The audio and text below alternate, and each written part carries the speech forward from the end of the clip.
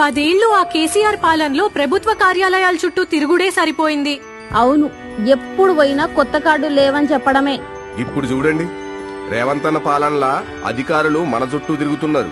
BRS వాళ్ళేంటి అలాంటి పోస్టులు పెడుతున్నారు? ఏం పెడుతున్నారు గా చేతగాని సన్నాసులు? మండలానికి ఒక గ్రామం అంటున్నారు. ఇలాగైతే ఎప్పటికవుద్ది? ఇదైనట్టే, ప్రజలకు ఇచ్చినట్టే అంటున్నారు. రేయ్, మరి వాళ్ళున్నప్పుడు ఒక్క గ్రామం కాదు కదా, అందులో ఒక్కరికైనా ఒక్క కార్డైనా ఇచ్చిరేంట్రా? అప్పుడెప్పుడో వైఎస్ రాజశేఖర రెడ్డి ఇచ్చినవే కదరా ఎన్నాళ్ళున్నవి. ఎదవ కబుర్లు చెబితే పళ్ళు రాలిపోతాయి. నా ముందుకొచ్చాను మను, చెప్పు తీసుకొడతాను. నేనైతే చీపురు గట్ట తిరిగేస్తా. ఇప్పుడు రేవంత్ అన్న చూడు, మండలంలో ఒక గ్రామం మొత్తం ఇస్తున్నాడు. ఇలా రోజుకొక గ్రామానికి వెళ్లాలని ప్లాన్ చేశారు. అప్పుడు రైతు బంధు గుట్టలకు, సినిమా హాళ్లకు పంచిపెట్టారు. దోచుకు తిన్నారు. ఇప్పుడు కాంగ్రెస్ వాళ్ళు మరో 2000 ఎక్కువే ఇస్తున్నారు. డబుల్ బెడ్రూమ్ ఆశ పెట్టి ఒక్కడికివ్వలేదు.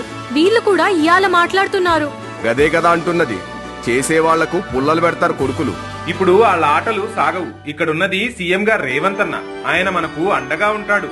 కాంగ్రెస్ పార్టీ అంటే ఇక పేదోళ్లదే.